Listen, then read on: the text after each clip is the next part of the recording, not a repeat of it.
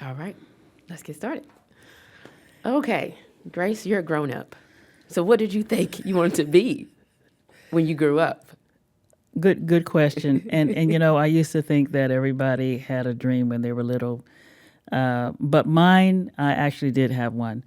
I remember I used to lay on the floor watching TV. I grew up on a farm in Florida, and so I enjoyed watching. It was in black and white. This is back in the 50s, and I saw the credits. And one day I saw the producer of the show, and I said, I want to grow up and be a producer. Okay. Are you a producer? I have done producing, Oh, yes. you did it. Yes. Awesome. Awesome. So, you have went through the experience of desegregation.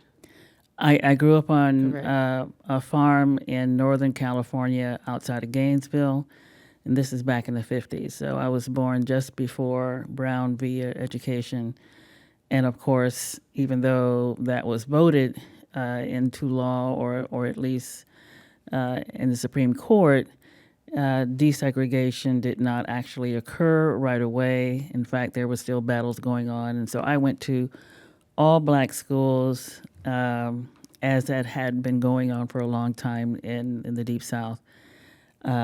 So the administration, teachers, facilities managers and whatnot were all black. Yeah. So, what was the impact of desegregation on your educational opportunities? Well, when you're little, and I had a dream, you think about you're going to get an opportunity to do that. But then as I was growing up down in Florida, I had to learn about racism. And the way that came about was I lived on a farm, and we would go into town on Saturdays. And by the way, when you went into town, especially when you were black, and I guess white people did that too, you got dressed up. Okay, so I remember it must have been cold because I had and I was raised with some people. So my aunt daughter, that's what we call her, aunt daughter, was putting on my coat. I was 6 years old. And she said, and this wasn't the first time I'd gone into town, but this particular Saturday, she said, when we go into town, you are going to see some white people as usual, but you cannot speak to them before they speak to you first. And then if they say anything, you have to say yes, sir, and no, sir, or yes, ma'am, and no, ma'am. And you can't drink out of she knew I could read. And you can't drink out of, if it says white water fountain, you can't drink out of that. And if you have to use the bathroom, you cannot go into the white restroom because it has a label on it. So I was really mad. Okay.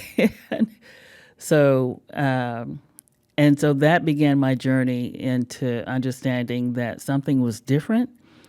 But the people in my neighborhood were all kinds of people. So they were like leaders of the church, of the local black church that we went to. And my aunt, her daughter, was going to school to be a school teacher at Florida A&M, Rattlers. So I knew that one of the things we could be was a teacher, So as I went on, well, we could be farmers, or we could be teachers, or preachers, or something like that. I had a piano teacher, and then I knew we could be a piano teacher, but my dream was to be a producer, So my father got married again. My mother had passed away when I was little, and so he moved us up to Indiana, and so the segregation continued in the form of, so I went from living in a black community, rural community in Florida, and I wasn't from Florida, by the way, into Indiana, and we had to live in a black community there. Now, my first school was mostly white, so it was me and another kid that was black in the classroom. But when my family moved across the street, I had to move. had to go to another school, which was closer to where we lived, and that was mostly black. There was like only one or two white students there. But looking at the people and what they did for a living as I was growing up, and I stayed there until just after I had gone to college a little bit, most of the people were domestics and or the men cut grass or were, handymen. Okay. There might have been a doctor, a black doctor, a dentist, and a lawyer. But for everybody else, we didn't have any teachers. We didn't have any social workers or anything like that. It was all physical labor jobs. I was 95% at least or more physical labor jobs. Yeah, the women were domestic workers. I was specifically trained to clean white people's houses. I mean, I was actually taken and shown this is what you're going to do. Yeah. So, of course, I resented that. So, but I still had my dream, because when you're creative, you kind of grow into a little bit of what you are. So I participated in school plays. At that time, when I was little, I had a good memory, so I could memorize the script and do some of the lead parts, even in Florida, in the segregated school. But then when I went up to Indiana, there wasn't so much of an opportunity to audition for anything, not for us, So if there was a chance, then I would write little poems and whatnot. So I would do that. And if I had an opportunity to present it, like they would have a creative day at the school, and they say you can write a poem or read a poem or something like that, or sing, and I would go read a poem, And then later on, I'll just say in high school, we weren't writers or producers of some of the, the creative stuff at school, but one day I got a chance to produce something. It was weird. I did it really weird, and I wrote out the script and for the participants, and it was like a slumber party for girls. It was a bunch of girls on stage, and we did like a howdy doody type of skits, So it was my first opportunity to do something, but I didn't think that was a realistic thing for me to do, because there were so many needs in our community, okay?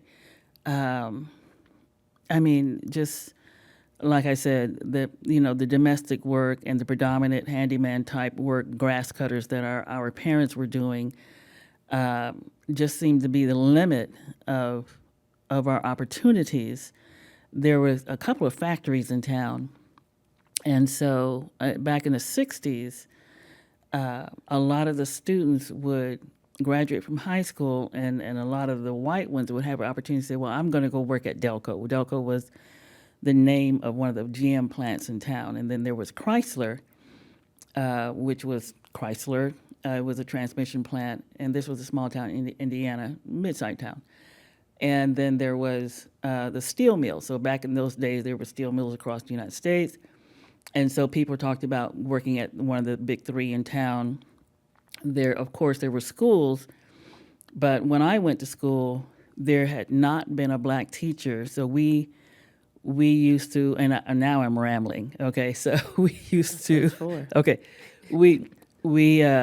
so this is back, and now this is the mid '60s, and the black students. It was noticed that there was no black teachers, and Martin Luther King. We heard about Martin Luther King and all the things that were happening down south, and the way we heard about it was through our families, talking about things. It might not have been so much on TV, except when something big happened, that somehow it got on TV in the news. I'm going to diverge a little bit. Back in those days, there were only 3 TV stations, and the I think it's the UHS station, which is a local something. Okay, but the 3 stations were NBC, ABC, CBS. So if you didn't get your news there, you're not going to get it any place else except for the local newspaper, which was run by white people. So lost my train of thought. So where was I? Oh yeah. So we knew about protests. We learned about protests. So I was. I think that incident that happened to me when I was 6 stayed on my mind. That anger stayed with me all that time. And so by the time I got to high school, I had to do something. So I would gather up a group of friends or other young black people, and I told them, I said, we're going to come up with a strategy and we're going to ask for something from our school. We don't have any black teachers. They don't teach us history. I knew they weren't teaching us history correctly because the families that we came from, they would tell us things. And you don't hear any of that stuff at school, the way the instruction was about for black people was we were slaves, and then we'd talk about slaves for 2 weeks at school, and that would be it. And the rest of the experiences of the culture of the instruction was nothing like our lives. It's like, how come we are the only ones? How come we can't do more? How come we can't have more dentists in our community? How come we can't have more doctors? We only got 1 doctor, 1 dentist, 1 lawyer, out of all this community. And I knew that a bunch of us were smart. There's no engineers or nothing like that. And so I told them that we're going to ask. And so I didn't know how to do this, so I said, okay, I said, let's write down 20 things that we want to ask for. And we wrote them down, mostly me, because I'm a busybody. So, and then I said, then let's drill it down to 10 things, and we're going to take it and ask for a meeting. We're going to demand a meeting with the school superintendent. So we got our meeting, and of course I did most of the talking, and we listed the 10 things, and so finally, and then we had to have a boycott. Okay. So back during those days, of course, in the 60s was the Vietnam War, and there was all those protests and whatnot that was happening. And of course, the Martin Luther King thing had kind of ramped up a little bit, and I think he had just gotten assassinated. Yeah, just gotten assassinated. All kinds of stuff happening, and so I think the next year is when this list and all this stuff happened. I think I was like a junior or sophomore in school. I can't remember. In high school? High school. Okay. Right, and that's when the list came up for us to make some demands, right? And of course, one of the things was we wanted a black curriculum so that real history could be taught, okay? So there wasn't so much resistance, except it took time for it to happen. So we did have the boycott. We asked all the black students to not go to school one day, but we had to go to school, and then we had to walk out during homeroom, which is the first period of the day, right? So we did that except for a couple of black athletes, okay? And so I think about 3 or 4 black athletes did not walk out of the school, but all the rest of us did, about 75 black students, So we walked around the block and stood there and, chanted our demands and whatnot, and then just carried on. And then the school started having what they call it, we call them convocations. My stepmother, who's from Nashville, she said they used to have assemblies. And so there was that little terminology difference. So we had a convocation. The school brought on a convocation to talk about how to being together.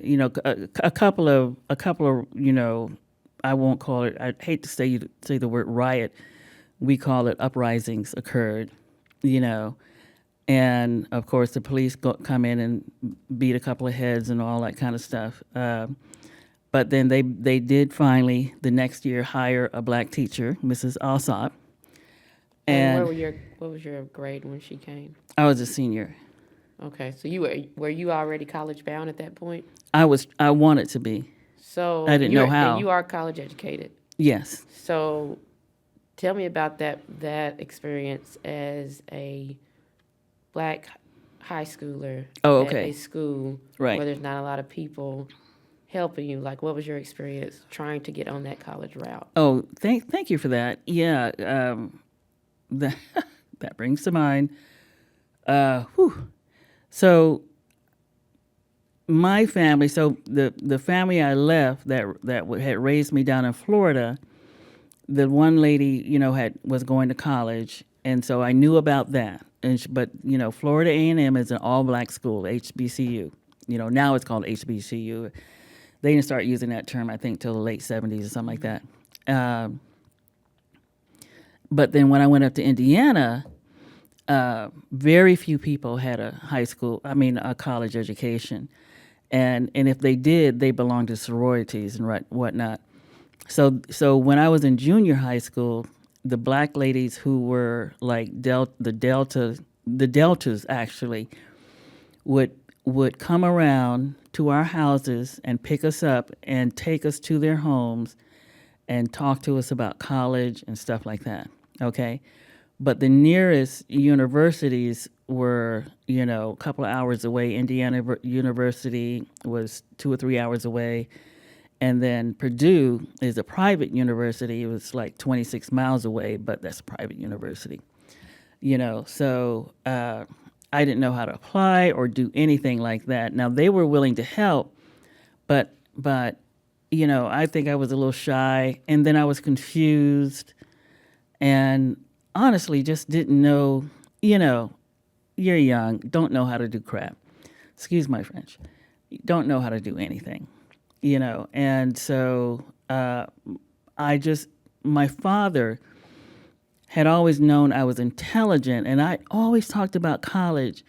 So I just assumed parents do whatever to help you go to school, Well, in high school, you're trying to find out information. I was active in high school. Also had back in those days, I don't know what they have nowadays. You can tell me. If you have like counselors in high school.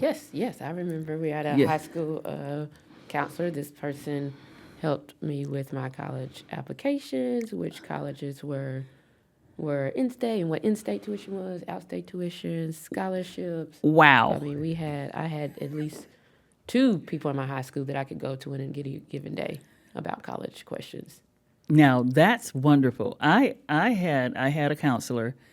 So everybody's supposed to have a counselor. So my counselor was like a middle-aged white man. Hate to bring up black and white, but that's what desegregation is.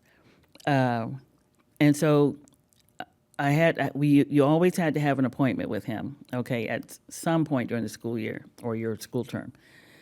And so I went into him and, I said, well, he must have my record. I'm doing quite well in school, And I said, well, I want to go to college. And so he didn't say anything.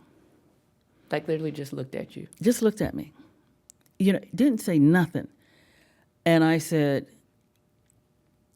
so I'm waiting on him to say something, okay?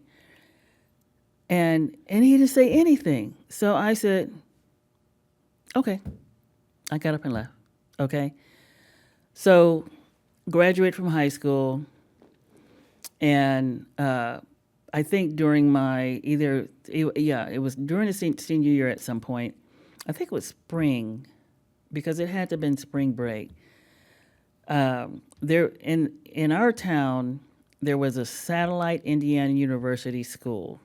Okay, so Indiana began to set up these satellite schools so that, because a lot of the rural kids, couldn't either afford to go to the main campus in Bloomington, but you would still get the same education. So they would send professors from Bloomington to instruct you if you went to one of those satellites.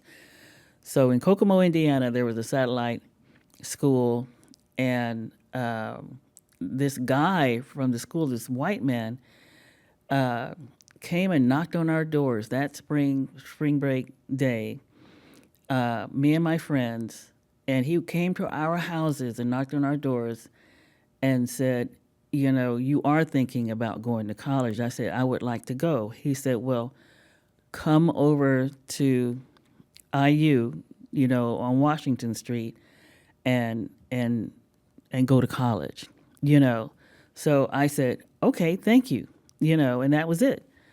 So I didn't know what it entailed.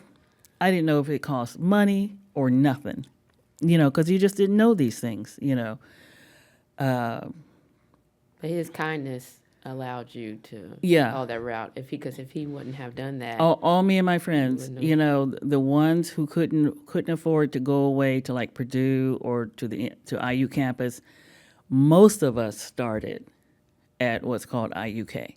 Most of us started there. Okay, got to IUK, and my major is chemistry and biology. I wanted to be a biochemist at the time, and so I had a counselor. You had to have you go to your college counselor for counseling, whatever that is. I don't know what that is. I went into the counseling office, and there's this same guy from high school. So I said, oh my God. So what did you say? Did he recognize you? Well, I recognize him. I'll put it like that. Yeah. And I said, well, okay. So I'm thinking to myself, I remember thinking this. I was thinking, maybe he changed. Mm-hmm. And he had not. I'm now at Indiana University. I'm a chemistry student, and he didn't have anything to say again. Repeat. It was like the Twilight Zone had come out by then. It was like I was in the Twilight Zone. And so I said, well, thank you. Never saw him again.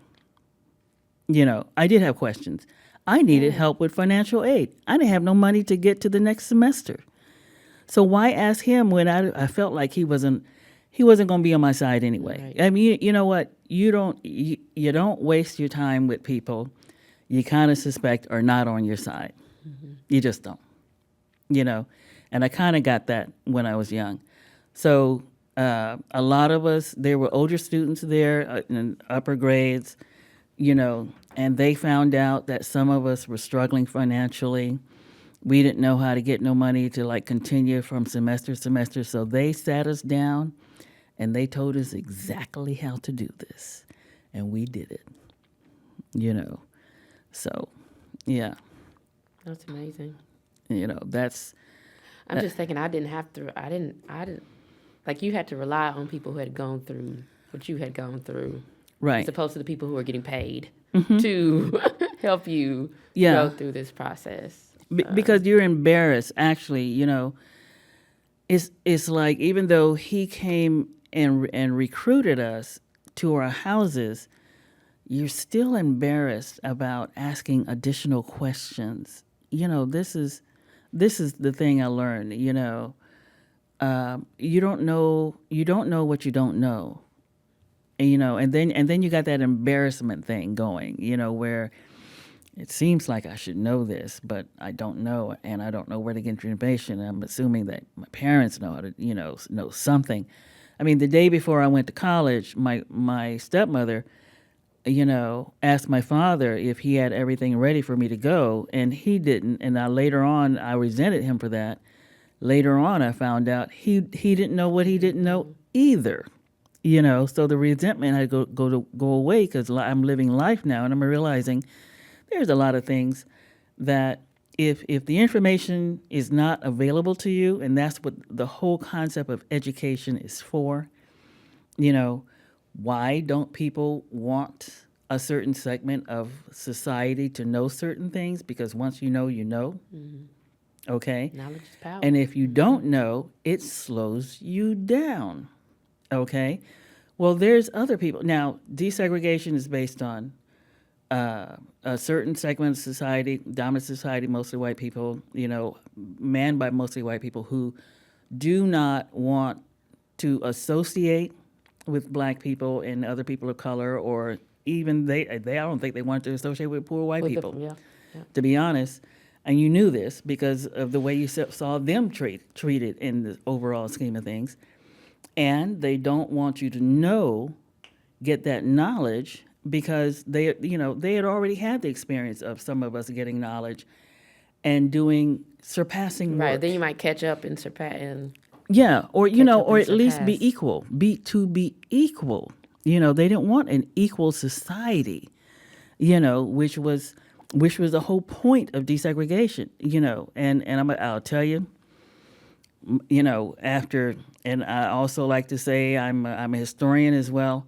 You go back, you look at, you connect the dots after the Civil War.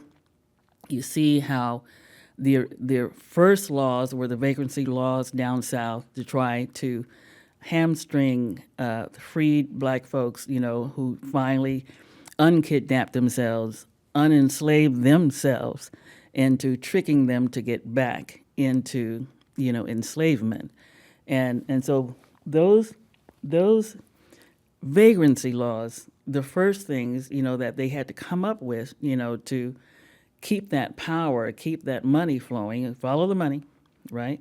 And then later on, they added more things. Our prison system today, we're abolitionists. I'm an abolitionist. I don't believe in prisons Abolish anymore. prisons. Why? Yes, why? Because I was talking to somebody a few weeks ago, and they said something, and I said, well, you know what? All the intelligent black men are in prison. Mm. And I said, and I'll tell you how I know. I used to teach cognitive behavior in prison, so I can tell the difference about who's in there, who's doing what. And I'm in my community out here. Some people don't get in trouble. They don't go to prison. And other people get caught up because they're too intelligent. Gloria McKissick, who's a local historian here in Nashville, she did a thing at the 100-year NAACP organization history here. And in her speech, she talked about the majority of the people that were lynched and the records that they have were black businessmen. People in the community that would have uplifted and progressed the community. Absolutely. Their leadership. Absolutely. And without their leadership, Right. And so the fight for desegregation in schools, then after Brown v. Education, it was slow to occur in schools across the nation. It was slow to occur. So Indiana was, I'll just say, like, I was from that small town, Kokomo, Indiana, when we moved there. So they had to desegregate because if we don't strive for it, it does not happen. There was somebody there named Brunetta Fowler, Miss Fowler, and we called her Aunt Brew. She fought for our desegregation of those schools in Kokomo, Indiana. Now, they, of course, once you fight for it and win some concessions, then people go into what they call, separate but equal. You're going to have a separate school, but you're going to have equal materials. Well, not true. Not true. You would think that in public schools across the United States that, first of all, there's something called core curriculum. You want your population in a nation to have the same type of education so that you could, because we have the same type of industries and commerce and governmental structures. So you got to have that common knowledge in order to run these things, But if you're going to make it unequal, then you're going to have that underclass that's not going to be able to fully participate, until we go get the information ourselves. That's one of the things we began to do. That's why back in the early 70s, we began to put out our own schools in our neighborhoods to reteach us. In fact, that continued all the way up to the point until the time I moved back from California to here. I did move to California in the mid-70s, and I stayed there until just a few years ago. And black educators there and I'll use this as an illustration.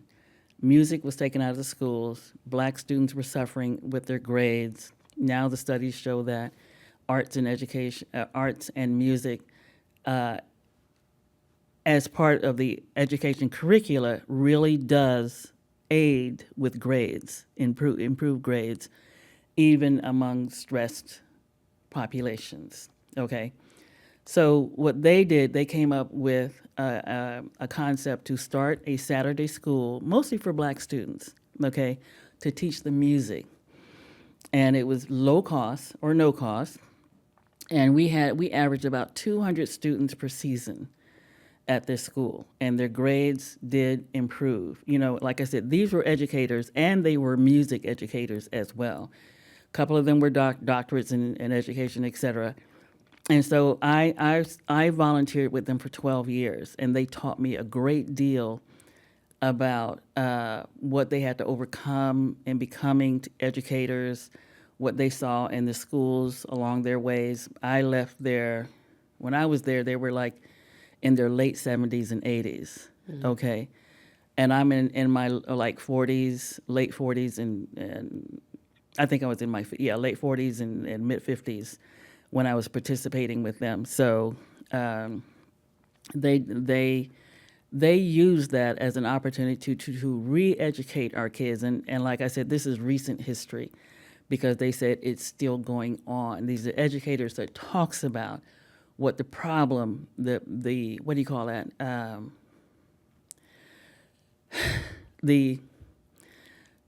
I say the phases of desegregation. Okay. When I moved to LA in the 70s, mid 70s, I watched the mostly white school board, and LA has a school district that has 1 million students at that time. They fought desegregation tooth and nail, okay? It was so hard. They came up with all kinds of tricks. So when they did decide to go ahead and do some desegregation, that's when you heard about school busing. Well, school busing would have made sense if everybody was equally bused across districts, you know, so you had a mix of white students going into the inner city to the schools. You had inner city schools going to others, you know, mixing them up so they can experience life themselves. And then also providing the necessary materials, you know, and quality instructors, you know, for all these students. You know, let's bring this into a common area of learning and instruction. So they had black students being bused 2.5 hours away on one bus to get to school in the morning. It was ridiculous, you know. And then later on, I come to find out when I'm looking at other school districts around the nation, other communities were picking it up, you know. The same thing. Yeah. So you said you were in Chattanooga, and where was that?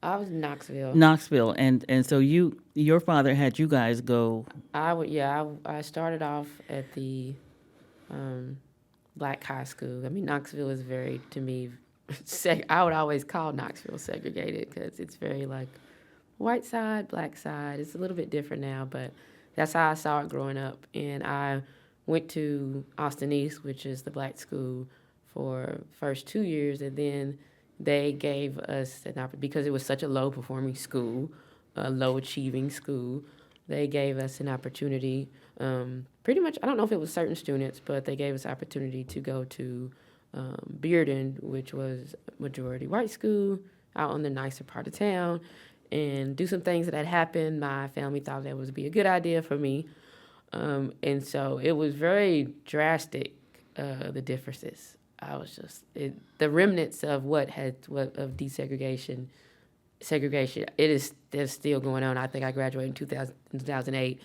I just noticed the resources at that other school. I was like, oh my God, y'all have all this. Mm-hmm. I mean, from the actual school, like from the structure of the school, just, you know, some things were kind of breaking down in Austin East, from things as small as that to just the resources as food. The quality of food was better. The options for the food was better. There were so many more different classes I could take at the other school. It was what I expected, though.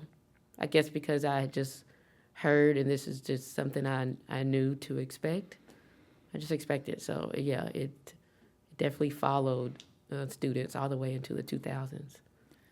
Yeah, I think when I was in Florida, I can't say that they had better food than we did. Okay, but I always imagined they had nicer looking classrooms because we would, like I said, we would pass white schools to go to the school that I had to go to.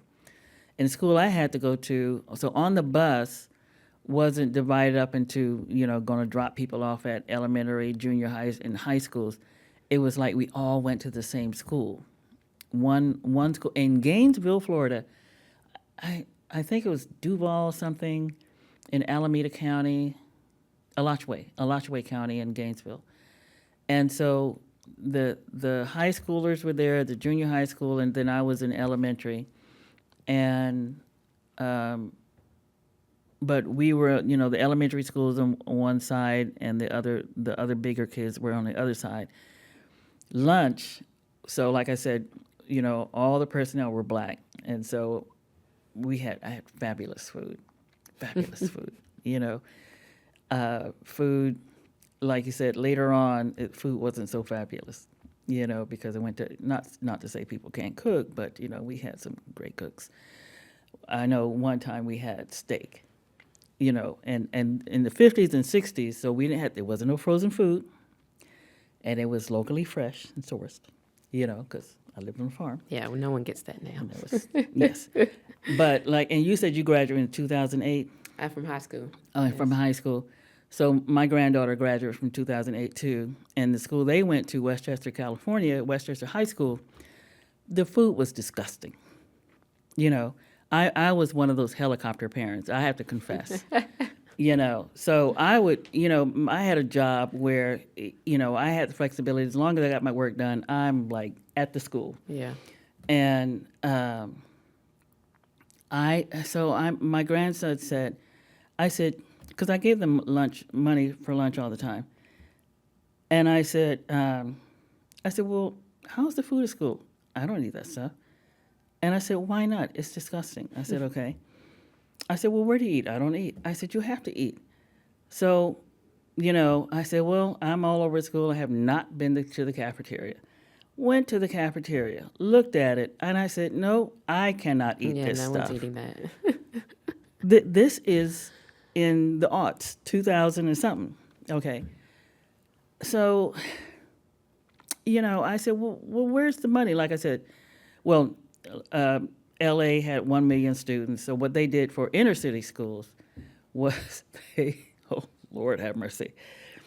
They would prepare the food at some third-party vendor, put them in shuttles, and take them to the schools. They must have melted by then. Because it wasn't the only school. And then I got very busy as a parent advocate trying to fight for justice, educational justice for black students all over the county. And I used to visit the school district office down on Beaudry and, visit other schools. And, I always asked to look at the cafeteria, and I could tell the difference between, what was going on. Because I look at the food, and I would try to set the meetings up so that we could be there during lunchtime. I could watch the kids, see what they're doing, all kinds of things, So, the work, like I said, it was the aughts. This is 2023. There's so much work to be done. The nature of desegregation changed over time, but it still has this initial premise, of what their intent was for. And that was to devalue black people to the best extent possible. I don't know what these people are thinking, but, that song that says, "We shall overcome," it just occurred to me a couple of weeks ago. I said, oh, yeah, I always thought that meant that we're going to win the war against racism.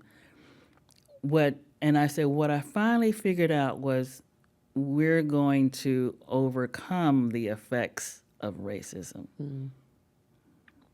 You know, and that to me is why we set up our own little classes around the communities every once in a while to re-educate our kids. You know, I had a cousin who just recently passed away. He did animation series called Afro Kids. That's available. Not trying to sell nothing, but you know, everybody has to come up. Everybody has to come up with something in order to teach our kids something. You know, he broke the color barrier in Hollywood in animation. You know, so all of us are out here breaking various barriers. You know, and so if in America we don't have to beat, for me, racism. We just have to ignore it and keep going. Yes, I think that is true, because I just have to say thank you, because I'm just thinking about, I did not have to go through, even though I experienced some of that, like the remnants of desegregation and the quality of some of the books and structures in comparison of the school, the white school, the black school, because you all put in so much work. Because you think about the Deltas, I had a Delta scholarship.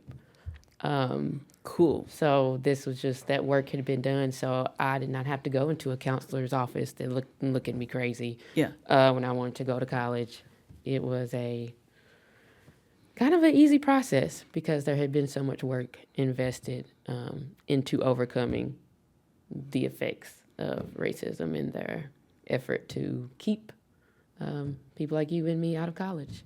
Okay, and we fought against what we suspected that we needed to know. So your generation the work is not done. Oh, not at all. So you're gonna figure out what else has to be done, because I don't know.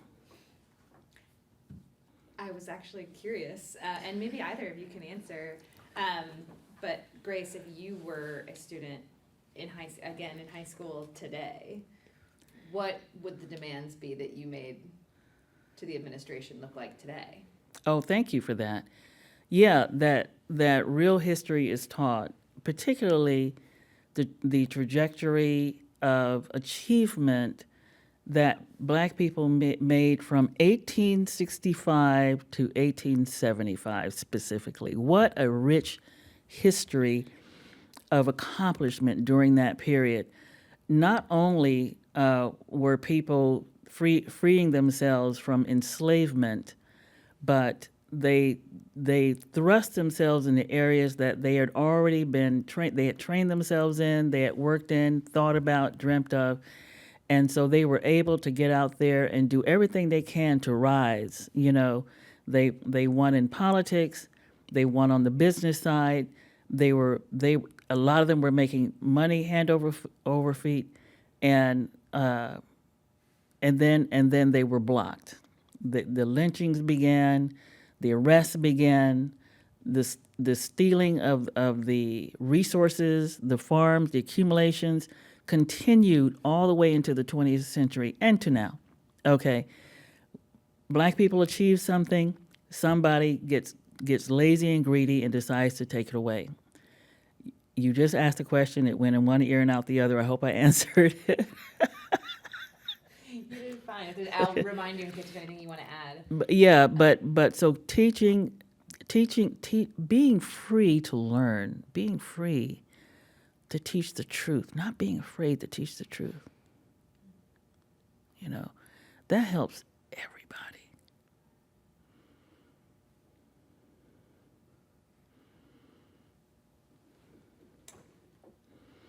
I think, are there other questions that you want to ask each other?